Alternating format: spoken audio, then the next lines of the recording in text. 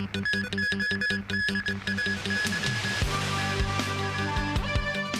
big lizard is on the loose after escaping from Kadoorie Farm. President Xi Jinping will attend BRICS summit in person in South Africa. Hill fires in Canada driving thousands to leave their homes.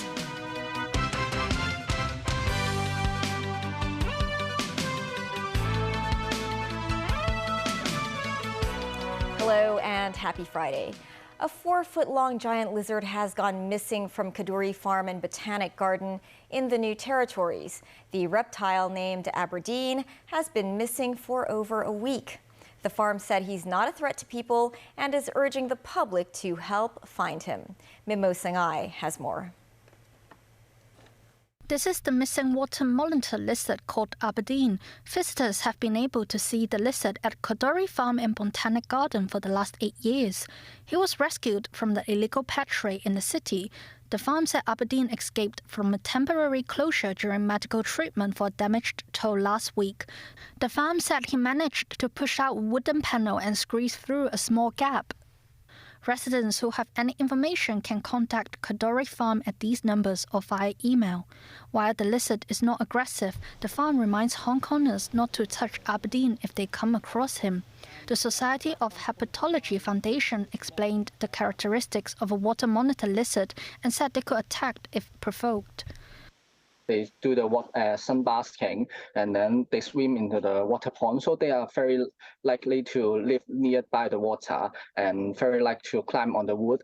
They are not attacked by their mouth. They can use their paw or their tail to attack. So if we encounter Aberdeen in the wild, please call the Kadoorie Farm to come and capture it. Because Aberdeen is lived with the people for quite a long time. So I think he is quite familiar with the human being. So I think he is not very shy. It may try to maybe sense the environment. So if people see them, please keep calm and stay a quite long distance because they can climb, they can walk very fast. Water monitor lizards are the second largest lizards in the world, slightly smaller than Komodo dragons.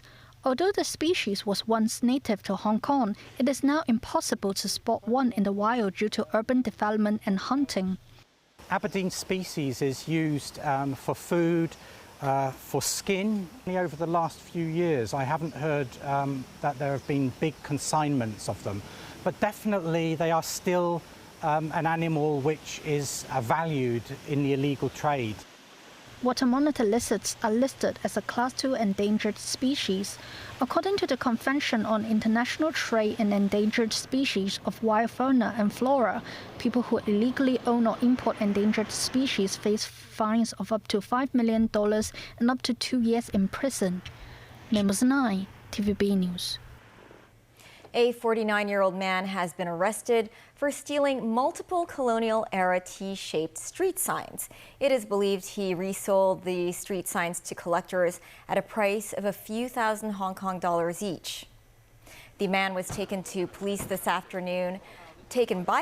afternoon to his Sham Shui Po residence to help with investigations.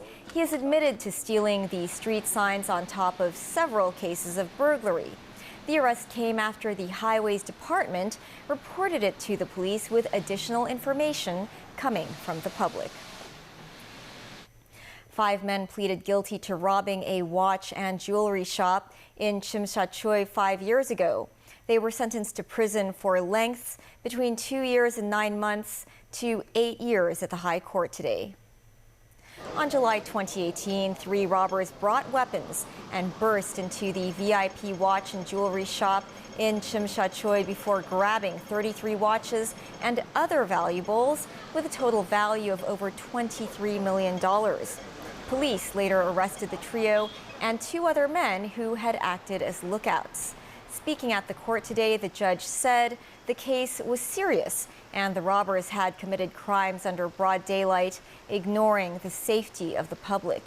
The 5 were then sentenced to prison for between 2 and 8 years. The Foreign Ministry has confirmed that President Xi Jinping will attend next week's summit of the BRICS nations in Johannesburg, to be followed by a state visit to South Africa. Foreign Ministry spokesperson Hua Chunying also said President Xi will co-chair the China-Africa Leaders Dialogue with his South African counterpart, Cyril Ramaphosa, during his visit to South Africa next week. China is a core member of the BRICS nations, which also include Brazil, Russia, and India. When it comes as the bloc seeks new relevance amidst Russia's war in Ukraine, Russian President Vladimir Putin has decided not to attend the summit. This is because of an arrest warrant issued by the International Criminal Court. U.S. President Joe Biden is set to meet with Japanese Prime Minister Fumio Kishida and South Korean President Yoon Suk-yeol at Camp David Friday.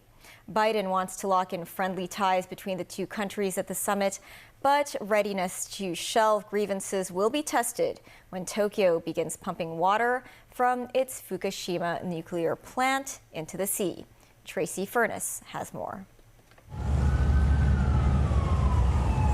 Japanese Prime Minister Fumio Kishida went out for dinner in Washington, D.C. Thursday before he meets with U.S. President Joe Biden on Friday.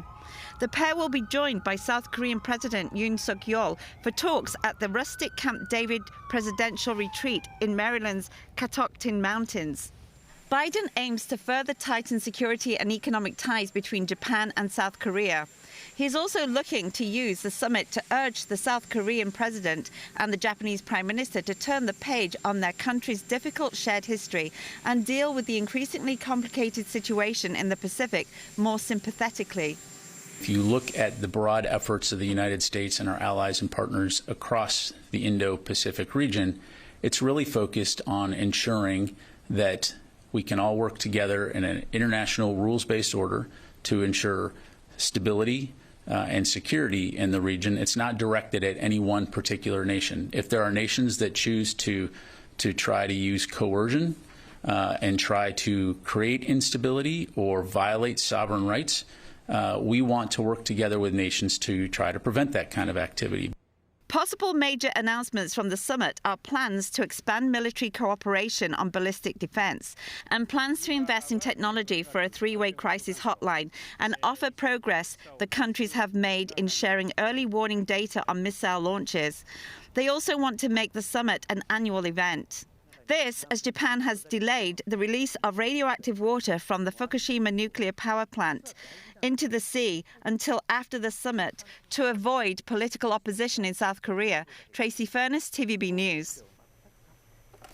The wildfires in Canada are continuing to spread, and there are over 1,000 such fires. Officials have evacuated 20,000 residents from the city of Yellowknife in the central north. Fueled by strong winds, it is a dangerous situation, with Canada experiencing a record number of forest fires this year. David Garrett reports. Yellowknife, the capital of the Northwest Territories, is at most danger.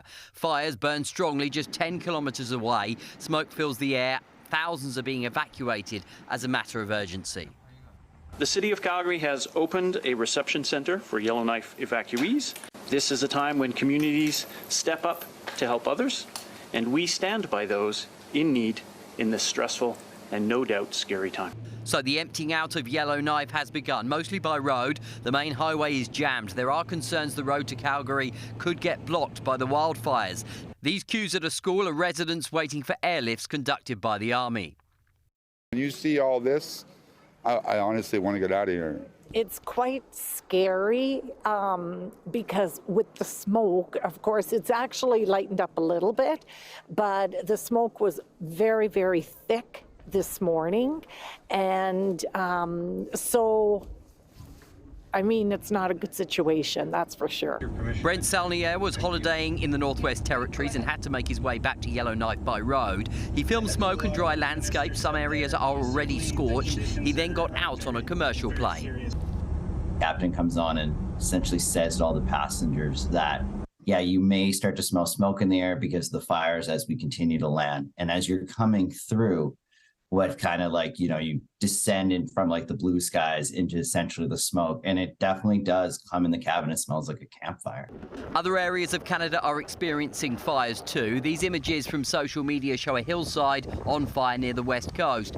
British Columbia has evacuated 2,000 from the town of Kelowna. Higher than normal temperatures and drought are fueling the fires, although many are started accidentally by human activity. David Garrett, TVB News. A small aircraft lost control and crashed Thursday on a highway in Malaysia's central Selangor state, killing all 8 people on board and 2 on the ground. 6 passengers, 2 crew and the drivers of a car and motorcycle were killed on Thursday as the chartered plane crashed onto the highway. The transport minister said the plane left the northern resort island of Langkawi and was approved to land at Subang Airport on the outskirts of Kuala Lumpur. The plane veered off its flight path and plunged to the ground in the Shah Alam district. Coming up, Kai Tak Cruise Terminal gets ready to welcome more tourists. Police in Chung Kwan O gear up to fight rise in burglary. Moscow building is attacked by drones as the U.S. approves F-16s for Ukraine.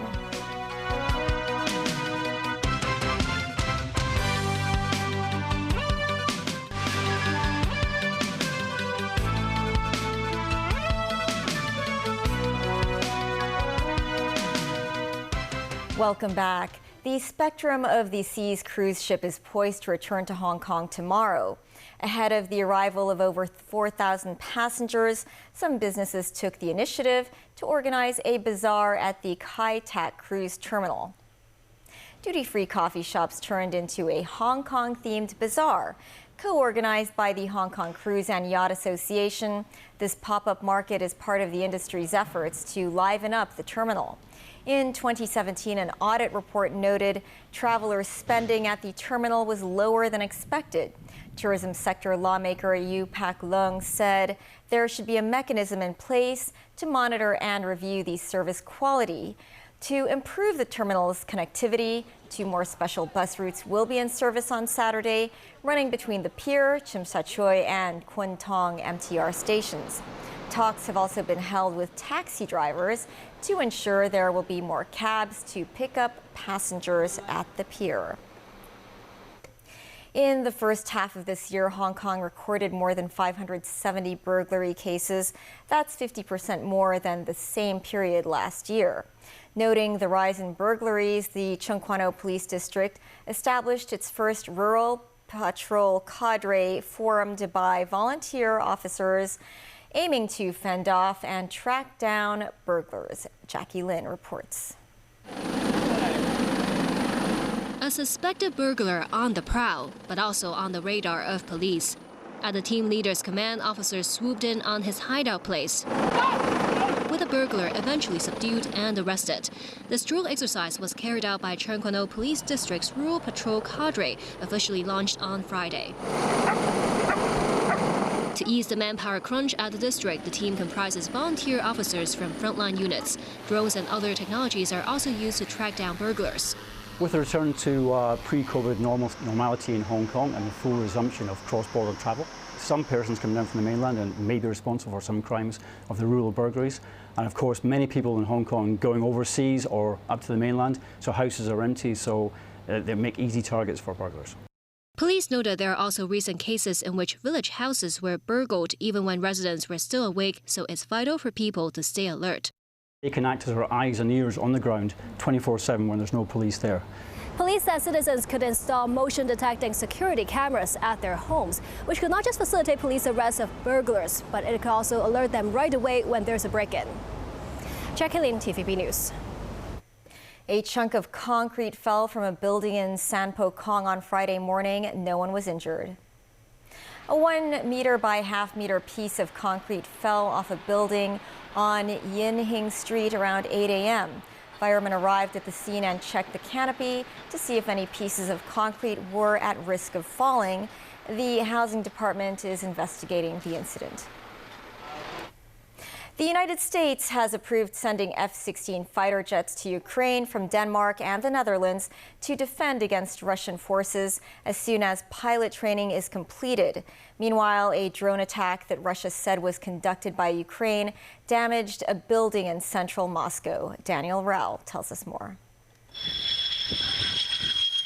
U.S. Secretary of State Antony Blinken has sent letters to his Danish and Dutch counterparts giving assurances that the United States will expedite approval of transfer requests for F-16s to go to Ukraine when the pilots are trained. Blinken said it remains critical that Ukraine is able to defend itself against ongoing Russian aggression and violation of its sovereignty. A coalition of 11 countries was due to start training Ukrainian pilots to fly the F-16 fighter jets this month in Denmark. Copenhagen's acting defense minister Troels Poulsen said in July that the country hoped to see results from the training in early 2024. Meanwhile, a drone attack Russia said was conducted by Ukraine damaged a building in central Moscow early on Friday. Moscow Mayor Sergei Sobyanin said Russian air defense systems shot down a drone and its debris fell on the city's Expo Center. The Expo Center is a large space used for massive exhibitions less than 5 kilometers away from the Kremlin. The Russian Defense Ministry and Mayor Sobyanin said no casualties were reported. Elsewhere, the first vessel that used Ukraine's Black Sea corridors crossing through Turkey's Bosphorus Strait. The Hong Kong-flagged Joseph Schulte container ship that left the Russian-blocked Ukrainian Black Sea port of Odessa earlier this week had been in the port since February 23, 2022, the day before the start of Russia's full-scale invasion of Ukraine. Ukraine announced last week a humanitarian corridor in the Black Sea to release cargo ships that have been trapped in its ports. This after the termination of a United Nations brokered grain export deal last month. Kyiv said the corridor will be primarily used to evacuate ships that were stuck in Ukrainian ports. Russia has not indicated whether it would respect the shipping corridor. Daniel Rao, TV News. In Hawaii, Maui's emergency management chief has now resigned a day after refusing to admit fault for not activating the sirens in last week's fatal wildfire. Some Maui residents said lives could have been saved had the emergency sirens been activated. This report from NBC News. Tonight, the number of victims from the burn zone keeps climbing. More than 100 dead and 1,000 still unaccounted for. As the head of Maui's emergency operations faces the public for the first time since the disaster. Do you regret not sounding the sirens? I do not. And the reason why, and so many people said they could have been saved. But when follow-up questions were asked, this happened. Do you want him to give you the answer? I do, but I want to get it out there. Let him finish his answer. I'm sorry, there's a lot of people. Well, you're talking and you're not letting him talk. If you want to talk, come up here. Even though the sirens are all hazard systems, Herman Andaya maintained they are primarily used for tsunamis. Had we sounded the siren that night, we're afraid that people would have gone Malka. And if that was the case, then they would have gone into the fire. The sense of frustration on Maui lingers just like the smoke. It's got to this point where it's like, who are these people watching us? Do they even properly care for us? High winds, dry conditions, and low humidity are being called the climate threat multipliers that fueled those deadly flames across Maui. But the root cause of the fires is still being investigated.